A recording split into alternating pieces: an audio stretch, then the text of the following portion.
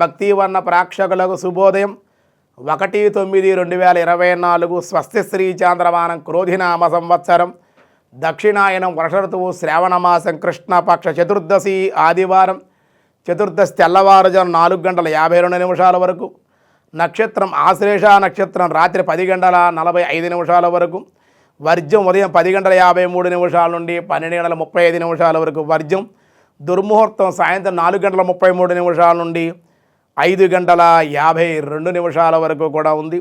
సూర్యోదయం 5:48 సూర్యాస్తమయం 6:15 అమృతగడ రాత్రి 9:03 నుండి 10:45 వరకు ఉన్నాయి. రాహుకాలం సాయంత్రం 4:30 నుండి 6 గంటల వరకు సాయంకాలం రాహుకాలం శుభ సమయం లేదు ఈరోజు. అలాగే పరిగియోగం 7:53 భద్రకరణం సాయంత్రం 4:27 శకుని తెల్లవారుజాము 4:52 ఈరోజు చతుర్దశి బహుళ చతుర్దశి మహాశివరాత్రి పరమశివుని ఆరాధించడానికి సూర్య ఆరాధనకి అనుకూలం.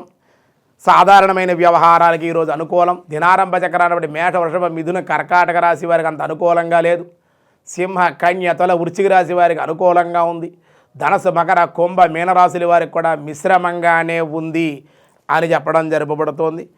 ఇంక ఈవేళ విష్ణు సహస్రనామంలో ఏం చెప్తున్నారో చూద్దాం.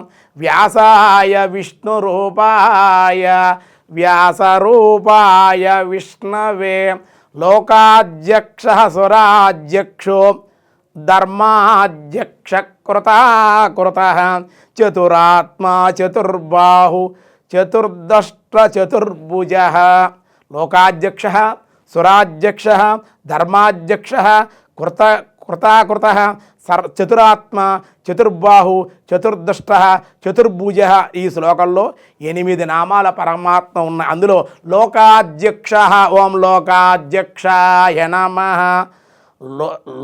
సర్వలోకాలకి మహేశ్వరుడు భగవానుడు సర్వలోకాలకి మహేశ్వరుడు ఒకటి చేత లోకాధ్యక్ష అన్నారు. ఆయన సకల లోకాలు సాక్షి అయినవాడు కనుక శరీరమునందు ఆత్మయని ఉదాసీనుడై సాక్షి మాత్రముగా ఉండువాడని గీత చెప్పింది భగవద్గీత. కావున లోకాధ్యక్షుడు హరినిగా గానం చేశారు అని శరీరంలో ఆత్మ ఆయనే లోకాధ్యక్షుడు, ఈ లోకాలకు అధ్యక్షుడు ఆయనే, లోకాలకు అధిపతి మహేశ్వరుడు అన్నీ ఆయనే కనుక ఆ నారాయణ లోకాధ్యక్ష అని విష్ణు సహస్రనామంలో కీర్తించారు. మిగతా విషయాలు రేపు చూద్దాం. ఈరోజు స్వస్తి.